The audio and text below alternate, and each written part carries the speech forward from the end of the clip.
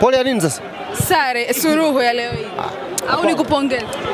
Sisi tunamshukuru Mwenyezi Mungu. Tumepata alama moja kwa maana ya mchezo wetu wa kwanza wa ugenini, tumepata alama moja. Ni jambo la kumshukuru Mwenyezi Mungu na tunaondoka hapa tukiwa tunaamini kuna michezo 28 ibakia. Ni michezo ya kwenda kujipanga kuangalia tunarudi vipi kwa nguvu kubwa katika mchezo wa 3 wa ligi tuweze kupata matokeo mazuri. Kwa hiyo tunamshukuru Mwenyezi Mungu kwa leo, na Sokoine imeendelea kuwa pitch ngumu na Mbeya City imeendelea kuwa wapinzani wagumu kama historia ambavyo inaonyesha huko miaka ya nyuma. Mwenyekiti, mbele ya macho yako ukiwa jukwaa kuu pale, mashabiki wamesimama wakiimba aondoke hatumtaki. Ili linawapa ujumbe gani? Tumewasikia mashabiki wakiwa wanaimba hizo nyimbo, tumewasikia mashabiki wakiwa wanapiga hizo kelele, lakini uongozi wa Young Africans bado upo kwenye mchakato wake wa tathmini. Ikihitajika maamuzi kufanyika yatafanyika, lakini so far bado tunarudi kwenye meza ya tathmini kuangalia wapi tulipo na wapi tunataka kwenda, na kila mtu atafanya pati yake.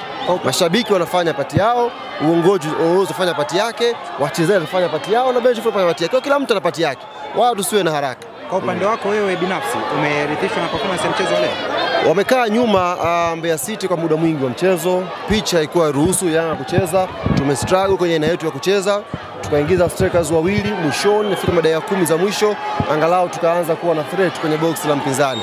Kwa hiyo technically walikuja na mpango mzuri wa kudefend na umewasaidia kupata alama moja. Sio pata alama moja, akasema alhamdulillah. Ali wakati timu ikiwa inapata matokeo bado kuna wachambuzi na watu walikuwa wanazungumza kuhusiana na kocha. Leo badala ya wapiga ramli, achana nao. Wanaweza kuwayumbisha kuna wapiga ramli, achana nao. Sisi hata miaka ya nyuma tulianza ligi tukafungwa Mbalali na IF. Kwa issue sio nyakati.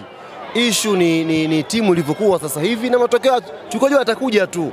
Yaani Yanga isingeweza kwenda isitoke sare wala isifungwe. Tulikuwa tunajua tu kuna siku itakuja mechi itapata sare, kuna mechi itakuja Yanga itafungwa.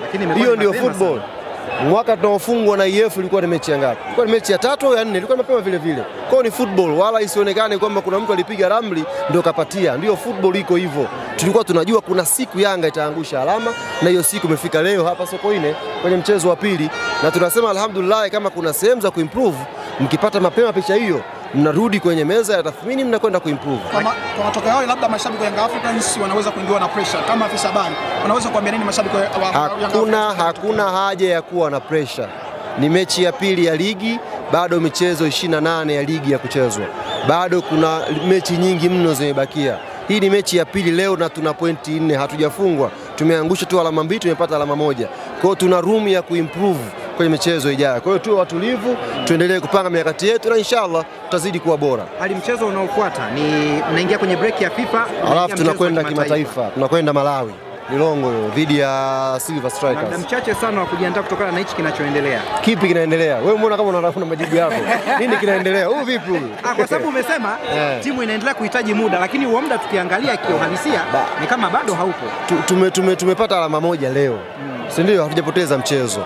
Kuna siku za kupumzika hapa, baadaye tutakwenda kwenye mechi ya kimataifa. Kwa hiyo tunaendelea kujipanga. Wewe kinachoendelea ni kipi? Mbona kama watusemea? Mimi nawashukuru sana ndugu zanguni na muwe na safari njema kurudi Dar.